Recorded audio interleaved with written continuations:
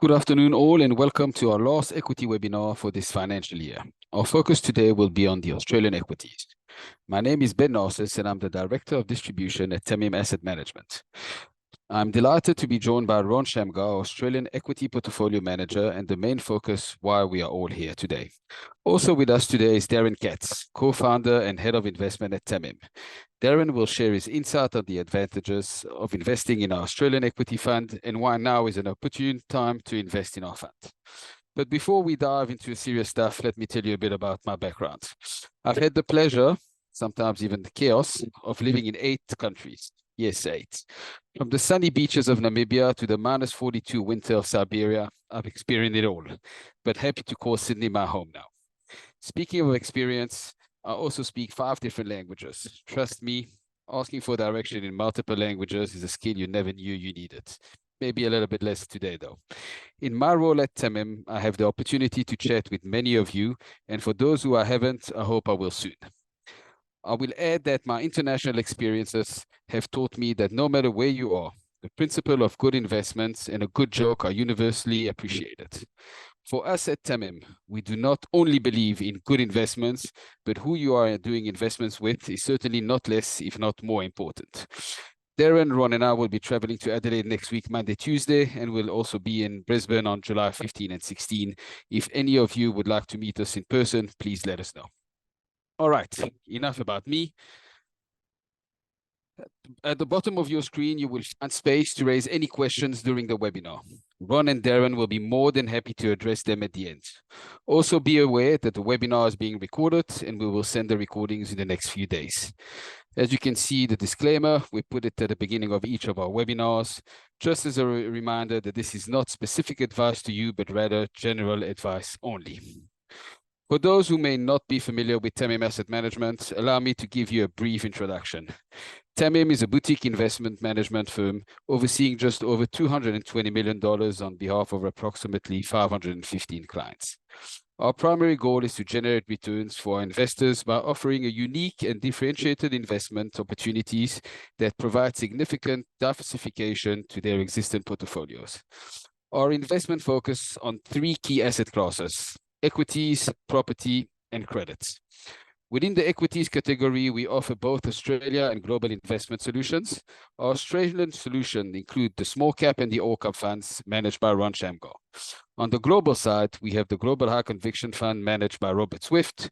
This fund has achieved a 1-year return of 23.15% and 13.60% since inception. Both numbers are net of fees. We also have the Mobility Fund, which is led by Ryan Mann. The fund focuses on technology with a transportation focus. Ryan joined the TAMIM team in November 2023 after serving as a partner at Arbex, running the same mobility long-short equity fund. Since his arrival at TAMIM, the fund performance has improved significantly, reaching a return of 13%. Next would be our credit fund. The credit fund focuses on private debt investment solution and has performed exceptionally well. With only 1 negative month pre-COVID since inception 6 years ago, the fund aims to generate on a forward basis over the forthcoming 12 months a 9% return for investors net of fees. Last is our property. In our property division, we focus on a single asset investment. Our strategy involves purchasing assets such as shopping centers and office buildings, asset people running away from. Going back 5 years ago, we were buying shopping centers. People were asking us if we haven't heard of online shopping. And when we focused on office building opportunities, people were asking us if we haven't seen that people working from home. Overall, we believe in change, but strangely enough, we always go back to being the same. A notable example is our acquisition of Peel Place on Curry Street in Adelaide, purchased with a 43% vacancy rate in 2022. The building is now 94% leased thanks to our diligent property team. We will be concluding our webinar series with a property focus session led by TAMIM co-founder and property manager Jeff Tates this Thursday, June 25th. If you have not received the webinar invitation, please request it in the Q&A box below. Recordings for our global mobility, credit, and global equities webinars are already available upon request. With that, I will now hand over to Ron Shamgar. Welcome, Ron. We look forward to hearing your insight today. Thank you, Ben. And good afternoon, everyone. Thank you for dialing in for today's webinar. So my name is Shamgar, and I'm the head of Australian Equities for TAMIM.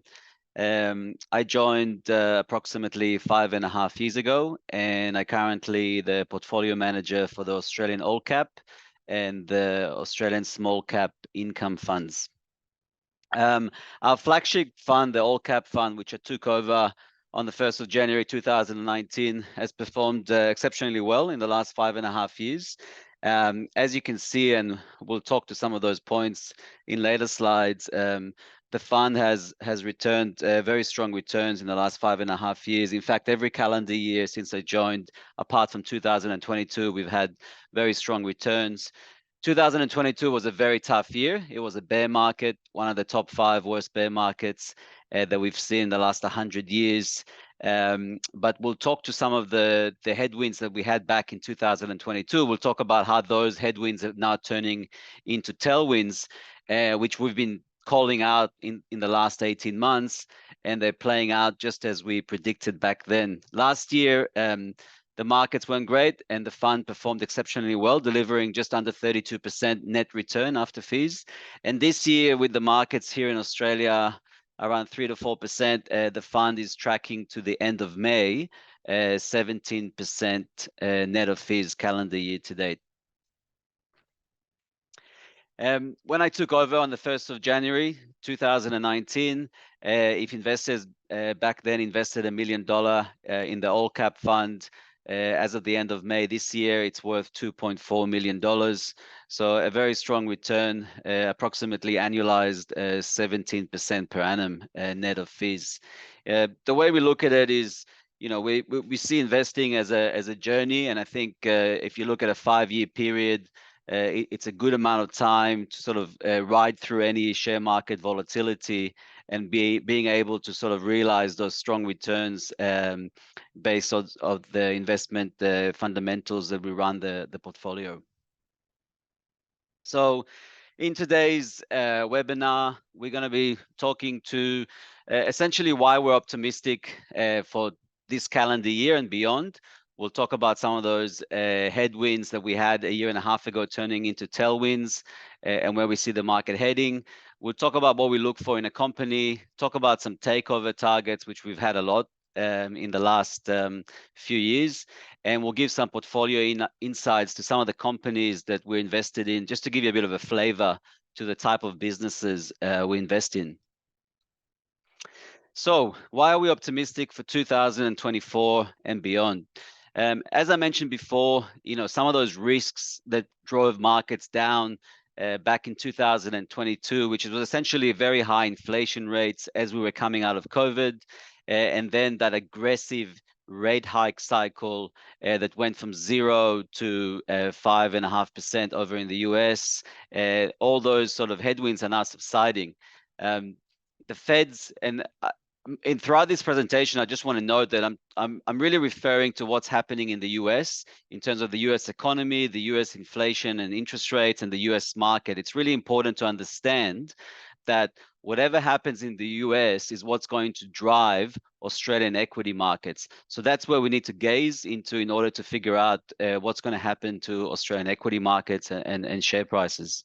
So if you look at the US Fed's preferred measure of inflation, the core PCE, that's moved down to 2.75% in April, and that's essentially the lowest since we've had in March 2021.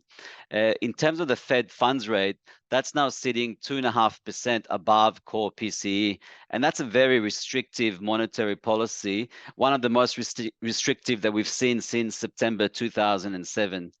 Now, there's no doubt that you know, inflation is under control and is going to go even lower, and that the rate hike cycle has ended, and now it's just a question of, you know, when will the Fed will start cutting.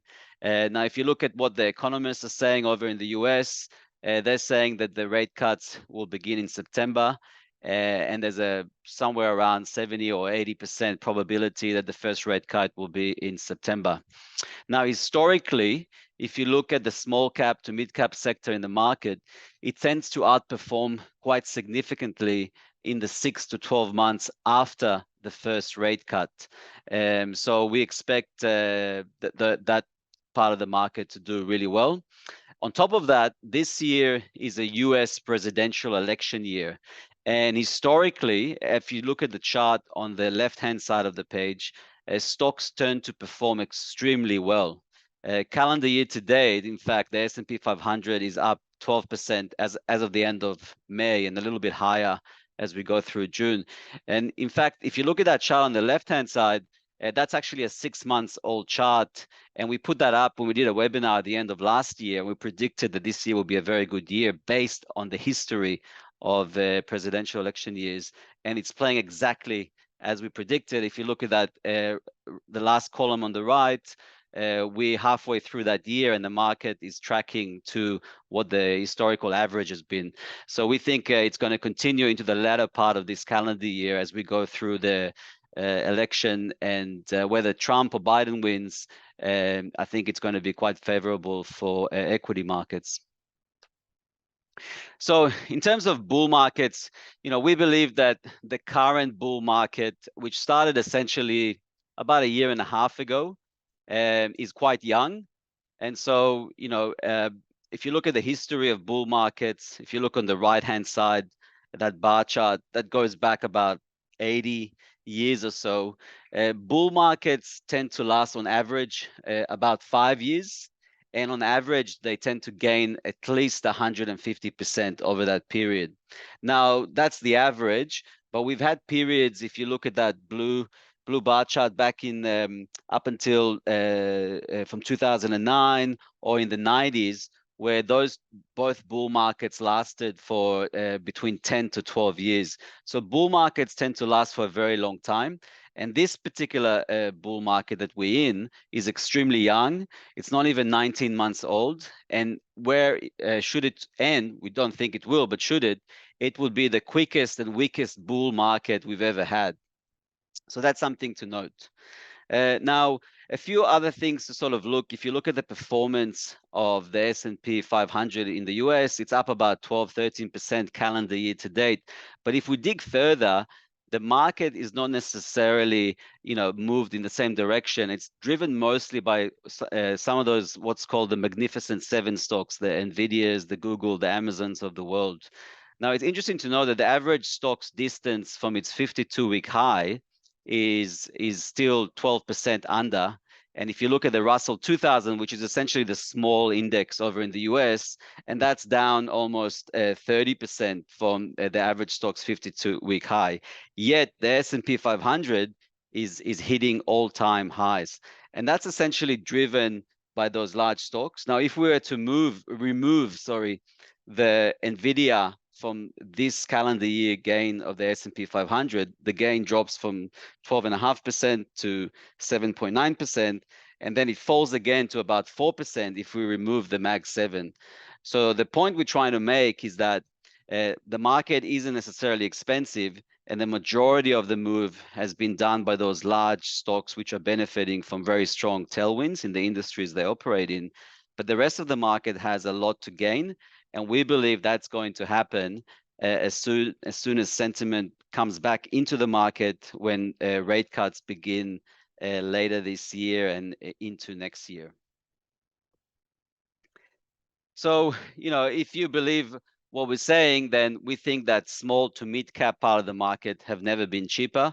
This is, where we tend to focus most of our portfolios into. In the Australian market, we think it presents some of the best opportunities.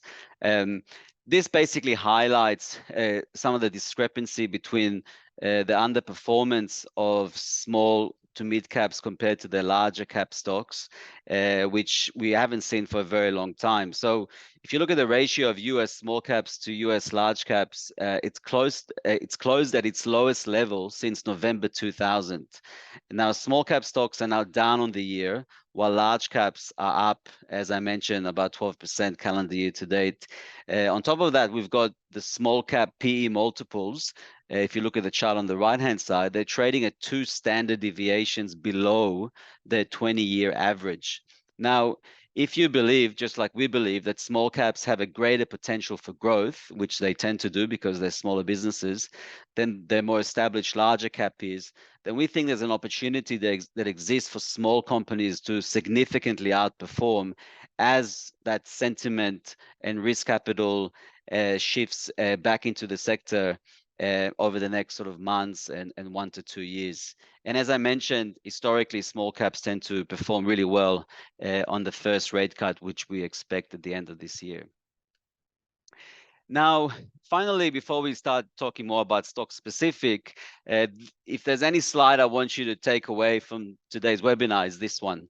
You know, we speak to a lot of investors, and you know, one of the questions we get asked very often is, when is the best time to invest? And really, the answer is all the time. And this is really important to understand. We've noticed that investors, they always tend to worry when markets get close to all-time highs, yet we expect markets to continue rallying. Now, historical US data shows, if you look at the chart on the right-hand side, the bar chart, US data shows over the last 60 years that if you only invested on days when the market reaches all-time highs, you can produce better returns than otherwise. Now, intuitively, that might not make sense to you, but if you think about it, markets tend to go up over long periods of time. In fact, over the last 100 years, markets tend to always go up. And if you look at that chart on the left-hand side, that shows you 80 years of bull and bear markets. And the dark blue color that dominates this chart is bull markets.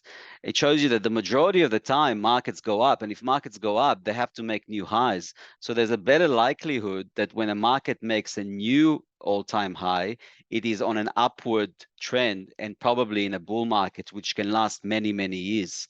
And so I think that it makes a lot of sense. Now, as I mentioned, for those that don't know, bull markets, when the markets go up over 20%, and bear markets are when you have drawdowns of 20% or more. Bear markets tend to be very short and brief in nature. It's that orange color on the chart. And as you can see, on average, they last for 15 months. We've had one which lasted exactly 15 months back in 2022. We believe that we're beginning of a bull market that's probably 1.5 years old. And we think that over the next 5 to 10 years, this will be a very, very strong bull market that will be driven by you know, what's happening within AI innovation and so on. So, you know, it's really important not to time the market, but to be in the market. So, what do we look for in a company? So we're looking for certain characteristics in the companies that we look to invest in. So we're looking for businesses that are industry leaders. Now, they don't necessarily have to be the largest player in its industry, but they got to have a strategic industry positioning or be a disruptor to a large incumbents. So I think that's really important, and we'll show that by buying into these particular businesses, you do tend to get takeover offers and M&A over time as well. We like founder-led businesses. So, you know, founder-led businesses, management board with very large shareholdings, they tend to be aligned with our interest. And I think it tends to lead to really strong outcomes for shareholders over time. We focus on profitable businesses. So we're looking for businesses that are growing revenue and profitability. So we don't speculate on, you know, zero revenue, loss-making companies or some resource mining exploration companies and so on. We really focus on real businesses making real money. We want strong balance sheet. So a lot of companies that we invested over the years and currently invested in have 10, 20, 30% of their market cap in net cash. So balance sheets are really important. We're not afraid of debt as long as the business has a very defensible stream of earnings and it can service that debt. We don't mind debt, and sometimes it presents opportunities. You know, we're looking for businesses that have low market expectations. So essentially, where the market is sort of you know, not understanding what exactly is going on in the business. Things may have changed since they last looked. Maybe it's a turnaround story, or maybe the market expects them to make a certain amount of revenue and profits, but we believe they'll do better, or maybe we believe they're not going to do as worse at what the market thinks. So those are the kind of opportunities that we identify. And there's obviously other attributes that lead us to invest in companies. So there's a lot of industry consolidation. We look at that. Companies that go through strategic reviews can have some really good outcomes for shareholders. And we really try to identify what are the near-term catalysts that will re-rate a company and make other investors buy into it. So I think it's really important because sometimes if there's not a clear catalyst, you can have an opportunity cost by holding a company that may look cheap, but it can stay cheap for a very long period of time. So, if you look at the last 5.5 years since I took over, using that investment philosophy has led us to a significant number of takeovers in the portfolios. In fact, we've had over 30, more like 34, I think, portfolio companies receiving a takeover offer in the last 5+ years. We've had quite a few in the last 18 months as well, which drove some of those strong returns I mentioned at the beginning of this webinar.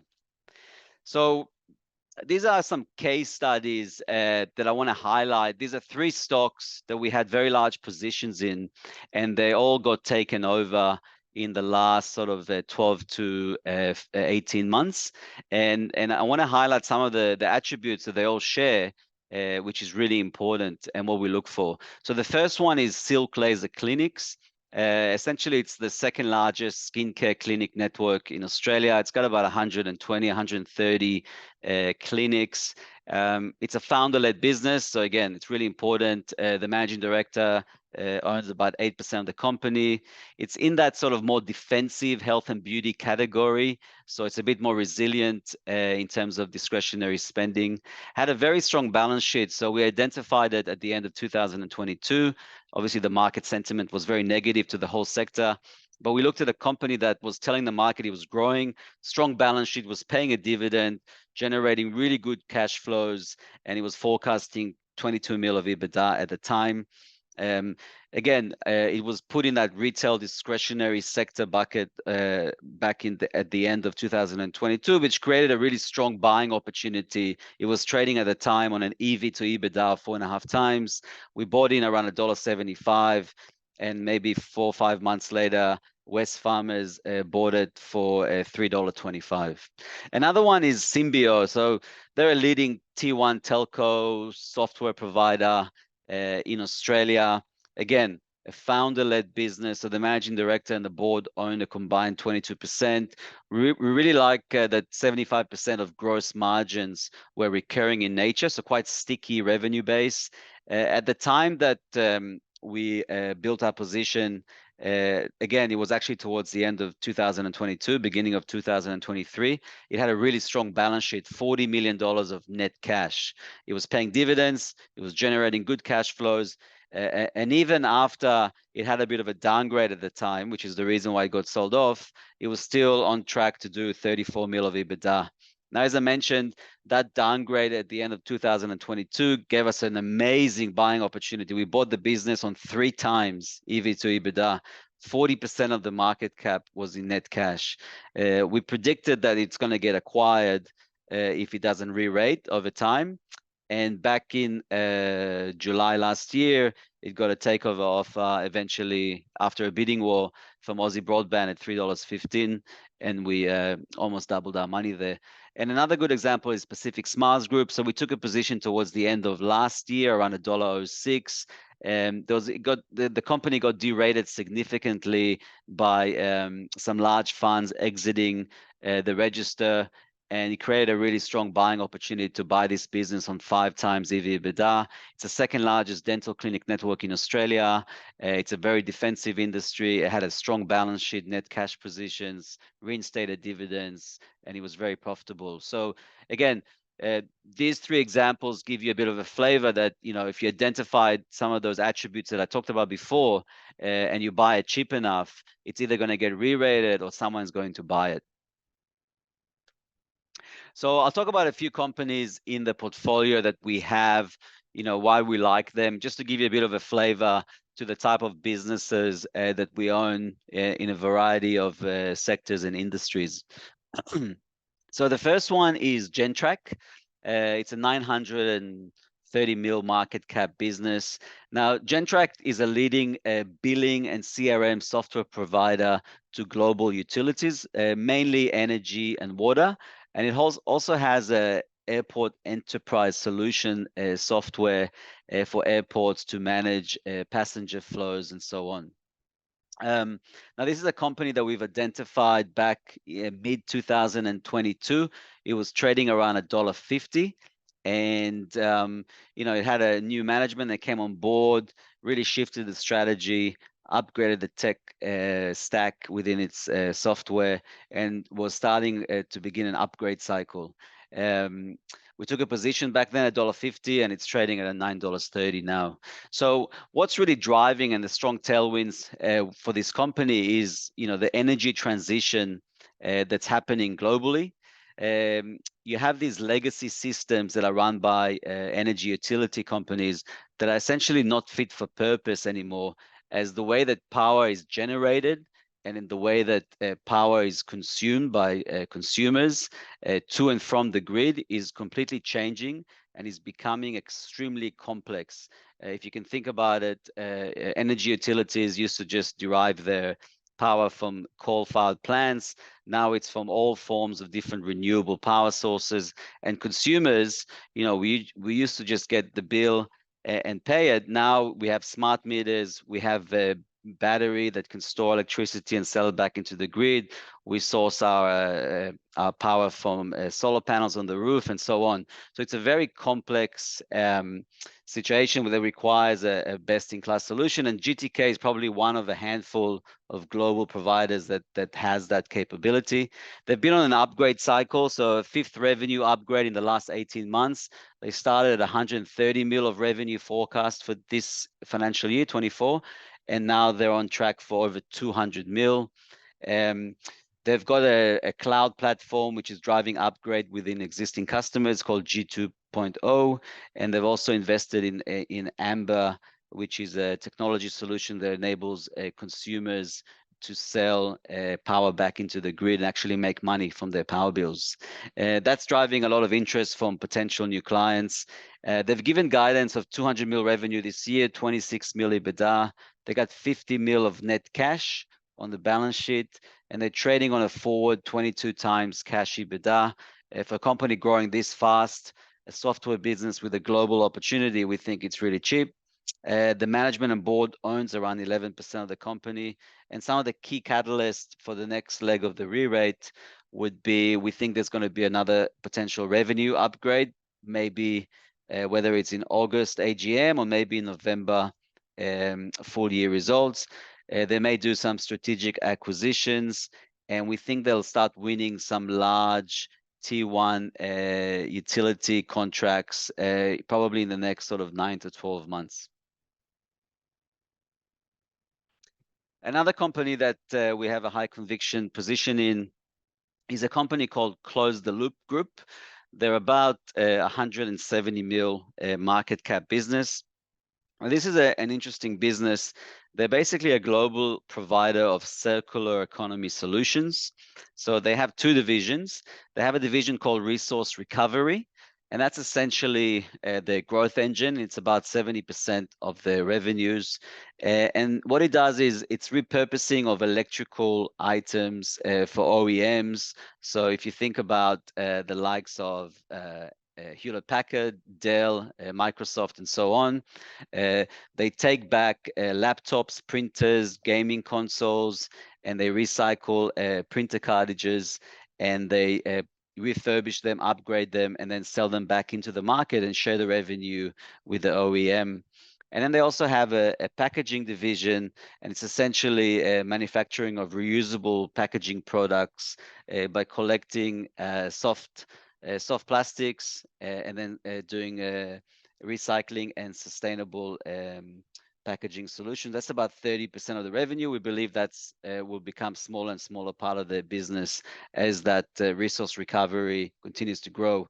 Now, CLG is a ESG economy beneficiary. They've put a lot of significant R&D and IP into some of the solutions that they have for the waste. For example, the toners that they take out of those print cartridges, they turn that into what's called Toner Plus, and that's an additive for road asphalt, and it really adds longevity to asphalt. And they've got a contract with Downer EDI in Australia, and they're rolling that out. There's really good demand. We've seen demand for many industries for life cycle management of products, electronics industry, data centers, servers need to be recycled, print, makeup, batteries, and so on. And, more and more companies need to look at the environmental footprint that they leave around, and it's really important. And they look for trusted partners such as CLG. Now, as we mentioned, the board and the management team own 45% of the company, so they're very aligned with us. In fact, last year they bought some more shares at 30 cents.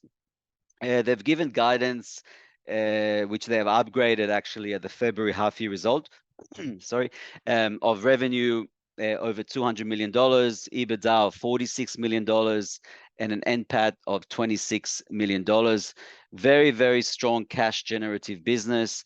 They've got about 25 mil of net debt, and we think that will turn into net cash over the next 6 to 9 months. So this is a significant business generating significant profits. In fact, its net tangible assets is 50 cents. It's trading at about 32 cents.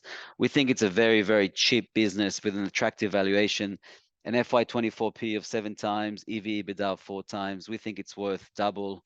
And I think the market will want to see organic growth, potential M&A as well, and refinancing of its debt onto a cheaper debt provider will be all catalyst in the next 6 months to re-rate the stock. Another business that we own is Superloop. So that's a telco business. It's about 750 mil market cap. They're a leading disruptive high growth telco in consumer. They've got about 7% share of NBN new subs. They use 2 brands, Superloop and Exitel. And also they provide businesses with different telco solutions and wholesale markets. So they've got 100 kilometers of fiber network. Very strong organic and acquisitive growth. In FY24, they should do about 400 mil of revenue, 52 mil of EBITDA. Now, what's interesting is that Superloop recently got after the February half-year results, they got a takeover offer from their competitor, Aussie Broadband, at about 95 cents to $1. And at the time when this was going on, one of Aussie Broadband's largest white label customer was Origin Energy. Now, Origin Energy, for its broadband offering, uses companies like Aussie Broadband to provide it with the NBN connections and the customer service and so on, and they use the Origin brand to sell it to their customers. So what Superloop did, it pretty much stole that Origin contract from Aussie Broadband in a very clever deal, where it gave Origin 10% of the company. In return, those 130 NBN subs at the time are transitioning over to Superloop. That will add 19 mil of EBITDA. And Origin is actually growing its subscriber base quite strongly. It's adding at the moment a run rate of about 100,000 new subscribers on a 12-month basis. Every incremental 50,000 subscriber is worth 7 mil of EBITDA to Superloop. So based on that, they forecast an 80% plus growth in earnings for the next financial year to about $85 million. They got a strong balance sheet with there should be a net cash position at the end of June, very strong cash flows, and that should give them the ability to continue doing some M&A. As I mentioned, it's a takeover target. So Aussie Broadband has 12% holding, and Origin now has 10% with an option to go to 19.9% over the next 9 months, and they'll have to pay whatever the shares trade at the time. So it's trading roughly on 8 times EV to EBITDA next year. We think it's worth about $1.80. The current share price is $1.50, and there's definitely potential for a takeover down the line. Another business that we own that sort of we've done extremely well out of and gives us that exposure to data centers and that AI thematic is a company called Global Data Center Group, GDC. So that's roughly a 230 mil market cap business. Now it's an interesting business. We took a position in last year, mid last year, around $1.50. And essentially what GDC is, they're a data center investment company, and they basically at the time, mid point of last year, they had three key assets. They had a majority ownership stake in ETICS Everywhere, which is essentially 14 regional data centers based in France. They had a Perth-based data center listed Fujitsu, and they have a 1% holding in one of the fastest growing hyperscale data center owners in the entire world called AirTrunk. They mainly operate in the APAC region. Now, what happened at the middle of last year, the management remuneration structure due to pressure from large shareholders was changed, and the management was incentivized to essentially liquidate all the assets within the portfolio to their sort of net asset value, unaudited fair value, which was somewhere between $2.50 to $3. And if they were to do so, they could potentially make up to $30 million in performance fees. Now, there's a famous saying that if you basically show me the incentives, I'll tell you the outcome. And for us, that was a really key catalyst to see a re-rate in the stock, as the management is now incentivized to quickly sell these assets. We took a position in the company at $1.50 last year. And as of the last few months, they sold the ETICS for $175 million, which was significantly above the book value of 117. That was done last month. They sold a data center back in Feb for 40 mil, which was about book value. And the AirTrunks is actually at the moment going through a sale process. Indicative bids are valuing this business anywhere between 15 billion to over 20 billion. And if you take away the debt and so on, the 1% holding is probably worth anywhere between 100 mil and 150 mil. AirTrunk is currently on their books at 45 mil. So the stock is trading at $3.20. So we doubled our money. We think there's probably another sort of maybe 10, 20% upside based on the AirTrunk valuation. And just a really classic example of how we sort of look for these undervalued assets, but we're waiting for that catalyst to crystallize value. Another company that we've spoken about over the years, one we've held, it's actually a business that we've held for 5 years now, is SmartPay, 300 mil market cap business, second largest non-bank terminal provider in Australia, and the second largest actually in New Zealand. They've got a fleet of 18,500 terminals in Australia, 30,000 terminals in New Zealand. So they got 20% market share there. And, you know, they turn over $5 billion of TTV, and we think they're going to double that over the next 3 years. It's a founder-led business. The managing director owns about 4%. What's interesting with this business is that in Australia, they have an acquiring model where they charge roughly about 1.5% of all transactions. And obviously, they make really strong margins and revenue, approximately $4,500 a year per terminal in terms of revenue. In New Zealand, it's a different structure, the industry, and they only charge a monthly terminal rental fee of about $40. So a tenth of the revenue that they make in Australia. Now, the key here is really when they announce that they are going to change the New Zealand model to an Australian type acquiring model, which could lift revenues by between 7 to 10 times. Sorry, last month they announced that Cascal, which is the processing partner in Australia, they signed them to launch with them in New Zealand. They're forecasting to launch in September, and they think they will add between 500 to 800 terminals onto this new acquiring model. Now, don't forget they have 30,000 existing customer base. So these are their own customers that know them, and all they need to do is convert them to the new model. And if they were to do that, we think that there's an incremental 30 to 40 mil of EBITDA on top of the current EBITDA, roughly 22 mil, that they can add over the next 3 years. If they were to do so, then we think the stock is worth double. Obviously, there's execution risk, but we think that if they really start kicking some goals, the market will re-rate the stock quite quickly, and it's a potential takeover target. Another company that we've done quite well out of is a company called IPD Group. They're about a 440 mil market cap business. They're an electrical wholesaler, and they've got an end-to-end EV charging solutions business, which essentially helps companies, install EV chargers, helps them sort of understand how to manage their fleet of EVs, and manage that whole process. We see them as a kind of picks and shovels play on the AI EV thematic. Data centers require significant amount of electrical components when they get built. And the company mentioned that they have a very strong pipeline of data center work ahead. In Australia, EVs, obviously growing in terms of the percentage of EVs as of new cars purchased, and we're going to need a lot more public chargers installed around Australia in order to meet some of those requirements for net zero by 2050. And now IPG is a profitable dividend-paying way to get exposure to this thematic. We initially bought it at $1 when they listed. It's currently trading at about $4.50. They've given guidance for this year of about 39 mil of EBITDA. So they're about 11 times EV/EBITDA, which we think is reasonable.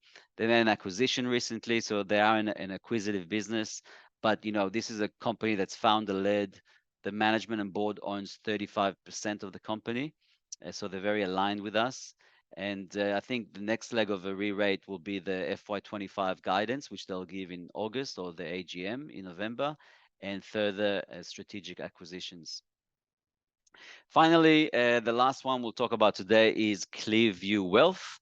So a business, again, that we've owned for a few years, we've talked about before, but we think it's extremely cheap, growing well, and I think the market is sort of, it's a little bit under the radar, misunderstood business. Essentially, it's the only remaining independent mid-tier life insurance provider in Australia. They've got about 3.3% market share of in-force premiums, but they're taking over 11% of new written business. So essentially, they were to continue to do so, their market share will grow to 11%. They recently simplified their business model, so they became a pure play life insurance business. They got rid of the wealth management side of it. So we think it makes them an attractive takeover target, although we have been saying it for the last 2.5 years. Now, definitely improving industry fundamentals, market share and margin growth, and they're starting to take on more underwriting risk, and that means better profitability. A really profitable momentum, double-digit growth for FY24 NPAT. They have a very strong balance sheet, so 71 cents asset-backed, and the embedded value, essentially the discounted cash flow of all future policies, is about 91 cents. They sold some of those non-core holdings, so they got cash. They're paying dividends. We think they'll pay between 3 to 4 cents per annum of fully franked dividend. It's trading at about 58 cents, so it's a very nice yield. And they've obviously been a beneficiary of interest rate rises. They have a float, which is invested every time they raise rate in Australia. We don't think they'll raise anymore, but even so, if they did, they make more money. It's trading on about 9 times PE while it's growing at 20% per annum.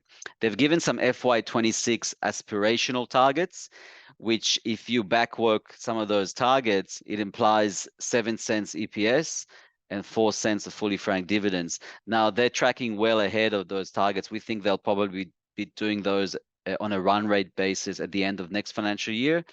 And one thing I'm confident is that if they were to hit those numbers, the stock will trade significantly higher than what it is at the moment. In the meantime, we're getting paid a really nice yield to sit and wait, and hopefully maybe one day it will get taken over. There's been a lot of rumors and rumblings, but nothing has happened yet.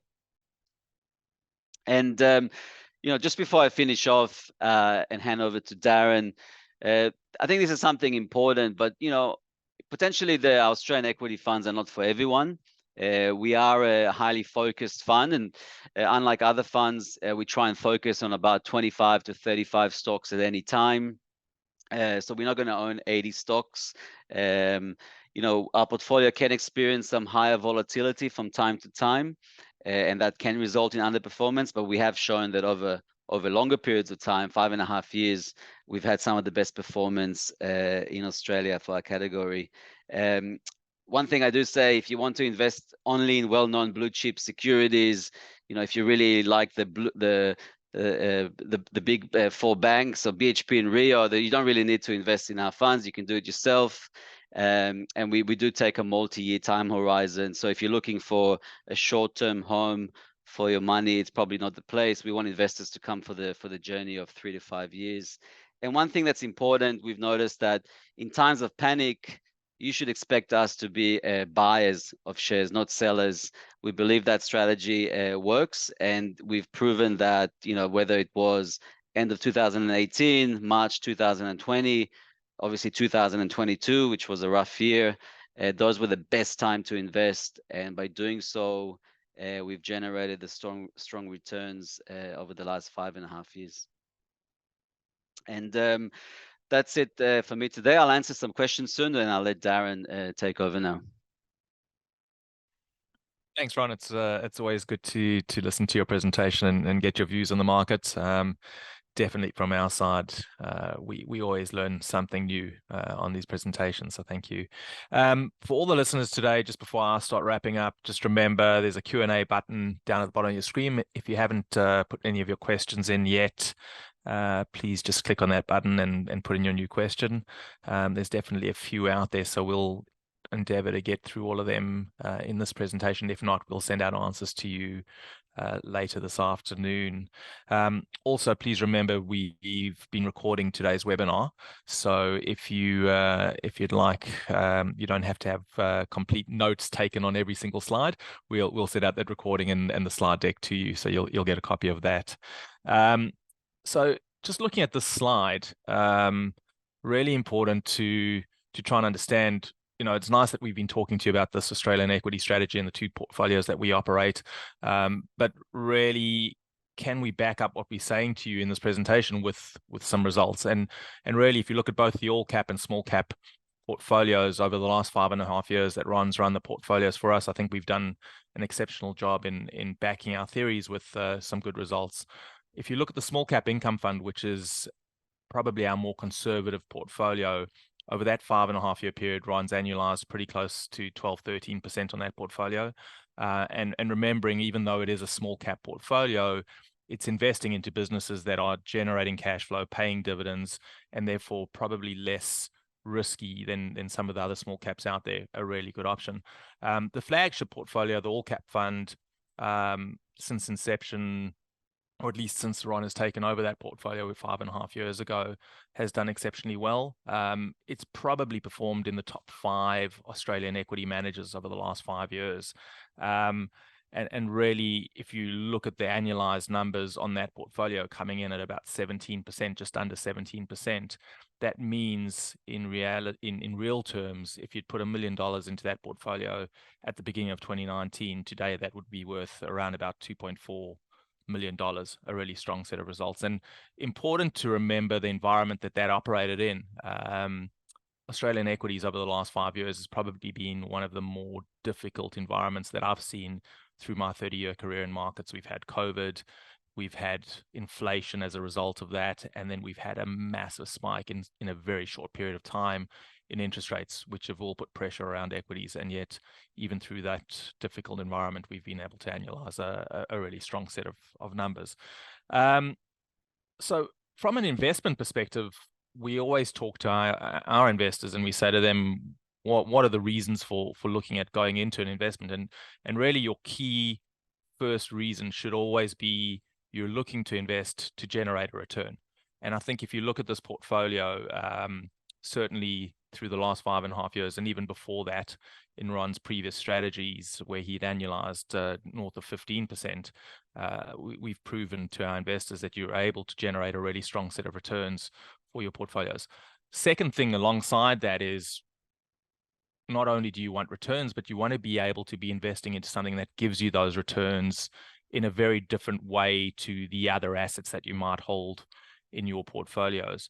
And certainly being on the investment committee for this portfolio and watching it operate day in and day out in the marketplace, I can tell you that it really acts very differently to your typical Aussie equity large cap portfolio. So when you put it into your overall investment portfolio, it improves your returns, but also because it's so diversified or gives you such a good diversification in that portfolio, it reduces your overall risk. And then just to come back to the point, well, yes, we're investing into this thing, but why now? What are we saying? And there are a few periods in time when Ron and myself will come to you in conversation. And I remember going back to 2022 after a big drawdown, once interest rates started moving, we had a webinar and we'd said to all our investors, guys, it's really time to start looking at this portfolio and getting invested. And certainly you'd seen a really good set of returns coming from that. This is another one of those moments that we're looking at, slightly different, but we think there is an exceptionally good opportunity here to get invested into the Australian equity strategies prior to the next set of reporting through reporting season. We're, as Ron had said earlier, into an election year in the US. Number one, that's always been a really strong positive for stocks, both in the US and in Australia.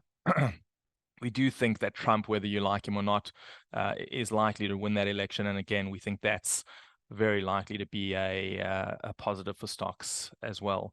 The third thing that we're seeing out there is that we are very much, we believe, at the back end of a very sharp movement up in interest rates. So both in the US and to be fair, in a number of European and Northern Hemisphere economies, we're seeing inflation moderate quite significantly.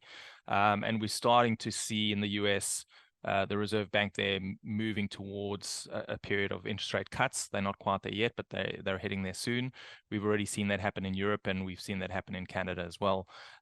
We think Australia is probably about 6 or so months behind those economies, and we think in the second quarter of next year, it's possible that we start seeing rate cuts in Australia. So I think those reasons there, that third reason there is certainly likely to be very supportive for Australian equity portfolios next year. The fourth thing that we're seeing out there at the moment is a significant improvement and move ahead in AI and the technology around that. AI and its technology improvements create an environment where productivity and growth for companies moves off the charts. And really, once again, we believe that's a very strong positive for equities. The last 2 points to make before I head across into question time as well is in the small and mid cap universe, again, in America as well as in Australia, we have not seen small mid cap companies significantly re-rate and move up from a share price perspective. We've seen that in the top end of the market, certainly in the States. We think there is a big movement coming still in the small and mid caps, and over the next 1 to 2 years, that should really pay dividends to small mid-cap investors. Last point to make for you on this item is we're heading into reporting season, and around the mid-small cap sector of the market, that is the time when these companies get to report. Essentially, they get to advertise how well they've done as a business, and we know that when we're heading into that environment for our portfolios, generally that results in very strong performance and share price improvements. So heading into the end of this month, today's the 25th, we do think there is an exceptionally good opportunity to get invested prior to reporting seasons. So if you're interested in doing so, please speak to one of our directors or myself. We'd be quite happy to help you out with that paperwork or that investment into the Australian equity portfolios. So I'm going to stop talking there around why you should be looking to invest and maybe head on to a number of the questions. There are, as I say, a fair few of those questions out there. So I'm going to start moving through them with Ron. Ron, first one, step one, we talked about it. Stock dropped since we talked about it. Do we still own it? And what are your thoughts around it at the moment? Yeah, sure. Thanks, Darren. So step one, they sell underwear in a sustainable way. Very profitable business, a founder-led business as well. It's a company that we have a small position in the small cap dividend fund. They pay basically all their profits as dividends, strong balance sheet. They managed to somehow start getting some traction in the US market, which obviously offers a huge upside, even in an environment with a consumer slowdown, because they have such a huge opportunity there. They can just keep growing and taking some share, even in a bit of a tougher environment. We are a little bit concerned. Obviously, we've seen a bunch of downgrades over the last 10 days. In that sort of consumer discretionary market in Australia, we've had many retailers provide sort of weak updates. So we are a little bit wary. It is a small position, so it's not a conviction position. And I guess we will have to wait for the next update and see whether they're impacted or whether their growth overseas can counter some of the slowdown in Australia. Thanks, Ron. I'm going to paraphrase on some of these questions because I can see there's a few repeats as well. Next question for you around the US market versus the Australian market. Both markets are very different. Certainly, there are a lot more technology stocks in the US, and a few of those have dominated. What do you think the technology sector in Australia looks like, or does technology drive our market at all at the moment? Yeah, sure. So definitely, like I mentioned, the 7 largest stocks in the US, which are basically a 30% weighting in the index, have been driven the US markets, and they're all technology businesses that are doing really well, and obviously are benefiting from that mega thematic of AI and so on.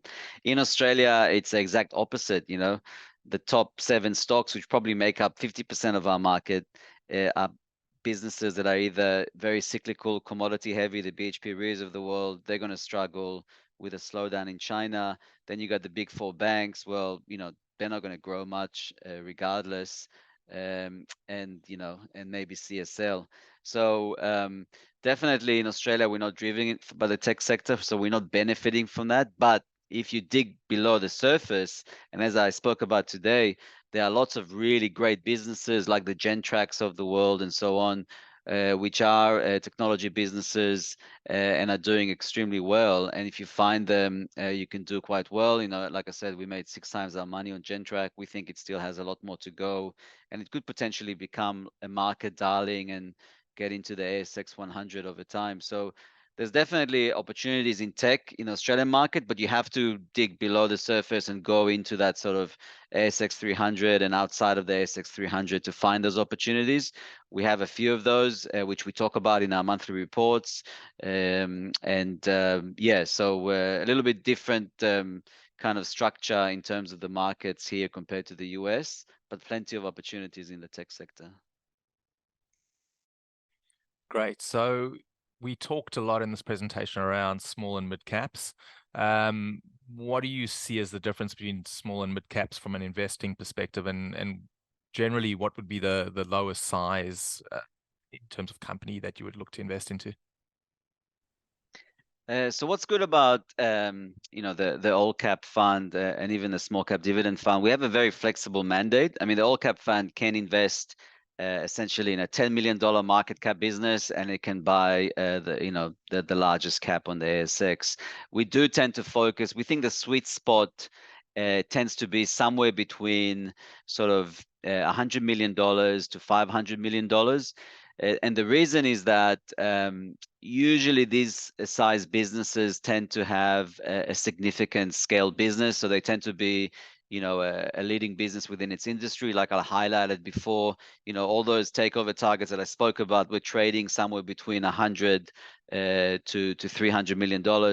They have the opportunity to grow even in tougher times because they're smaller, and you can make 2, 3, 4, 5 times your money if you pick it at the right time and they're growing. So these presents the best opportunities, and because they're smaller, they potentially kind of sit under the radar of some of the larger investors out there. And then as they execute, then obviously they become more in favor. Gentrack is a classic example. When we bought it, it was 150 mil. Now it's almost $1 billion, and you can really see a lot more interest in it. So look, we probably have a few companies that are somewhere around 50, 60, 70 mil market cap. So we're not afraid of that, but they have to be meaningful and profitable businesses. We don't want to buy these tiny little Mickey Mouse businesses in most cases, because they don't tend to do well over time. Ron, I think you'd covered on this in a slide earlier in the presentation, but in terms of small caps relative to large caps over history, how cheap or not cheap do they look to you at the moment? Yeah, so as I highlighted in the presentation, the underperformance on a relative basis between small caps to large caps is probably the biggest it's been in the last 25 years. And funnily enough, it's happening in the US and in Australia. And we've seen as sentiment shifted negatively against the sector through 2022, we haven't really seen that come back into the small cap sector. Obviously we've had a few winners since then. The last year and a half, there's been a lot of takeover activity, but generally a lot of them are still not seeing some of those flows coming back into them. And so, like we said, we think that the key catalyst is to have that initial rate cut that will change sentiment. And there's a lot of money sitting on the sideline. In the US, there's $6 trillion in cash sitting on the sideline by investors. And I think as soon as they cut rates later this year, I think you'll see that kind of come back into the market. And because the larger caps have done much better and more expensive, I think you'll see that money start going down and buying those smaller businesses. And I think we'll see a huge re-rate. Just to give you an idea, when I joined end of 2018, it was a very similar negative sentiment. I came in 2019, I think they cut rate by 25 bips, maybe in April, and we finished the year 56% net return, and the market was quite good as well. So that can give you an idea of how things can change quite quickly. So just two quick questions that I might cover off on. One, obviously someone had lost their Wi-Fi, so didn't hear us mention this, but the webinar has been recorded and we will send this out in about 2 days, within the next 2 days. A bit tongue in cheek, but Ron, we've talked about all the stocks we hold. What's the next big thing? Yeah. Well, obviously, if we don't, we're not going to talk about stocks that we're currently buying. Obviously, there's no point in us having competition. Our key objective is to generate the strongest returns for our investors. So we usually talk about companies that we are, fairly sort of fully invested in. We're happy with our position. We're happy to disclose the position, talk about the thesis and so on, and provide updates. But yeah, we're not going to talk about companies that we are obviously like and building a position in. But there's what I can say is that we're identifying a lot of opportunities, and it's kind of like a kid in a candy store. You really have to pick from all these opportunities. We're trying to pick the best ones that have the biggest upside. Like I said, we don't want to own 80 stocks. We want to focus on owning the sort of 25, 30 stocks. And so we're trying to focus on the ones we think have the biggest upside and clear catalysts in the near term to re-rate them. And we definitely have a few that we've been taking a position in, and we will disclose them over time. One last stock question, and then I think maybe we're pretty much out of time. But we've talked about SRG historically. Any thoughts around the stock? It's obviously down a little bit over the last month. We still hold it. Do we still have an interest in it going forward? And your thoughts? Yeah, sure. So SRG, they're a contracting business. We actually tend to avoid contractors in general. We don't like that type of business model. It's kind of lumpy. You can have contracts fall, different periods. You can lose a contract. You can have cost blowouts. But this particular business we watched for many years. Management's been quite good, and they really transitioned the business away from one-off sort of lumpy projects to more sort of recurring type revenue, maintenance revenue, which is now close to 80% of their revenue base, and they have less exposure to mining that they used to have before. They've got lots of infrastructure exposure as well. That stock, I think it reached 90 cents recently. I mean, maybe it's like 87 cents now. We've done really well. They pay a really good dividend as well. I don't think it's down 10% in the last month. I think maybe it's off in the last few days by 5%. We still hold it. We have taken profits around that 85, 90 cents range. I mean, don't forget we bought in around 55 cents, I think. So, you know, we're just taking profits and managing that position. Like I said, they're not the best businesses in the world, so we will never have a high conviction position in them, but we still like it. Yeah, so it's a good story, but it's not as cheap as it was when we bought it 2 years ago. Ron, thanks very much for those answers. And again, thanks for today's presentation. Really enjoyable, certainly from my side. One thing I'd just like to mention to everyone who's still online, we are launching a new website or a new version of our website tomorrow. So for anyone who's interested, please hop on and take a look at the new website. Certainly, I know anyone who finds the first mistakes and lets us know that it's there and where it is. We're happy to put a really good bottle of wine as a reward for that first mistake started on the website. But other than that, thank you very much for your time today. We have one more webinar, which is on Thursday, and we look forward to you joining us on that one. Thanks, everyone.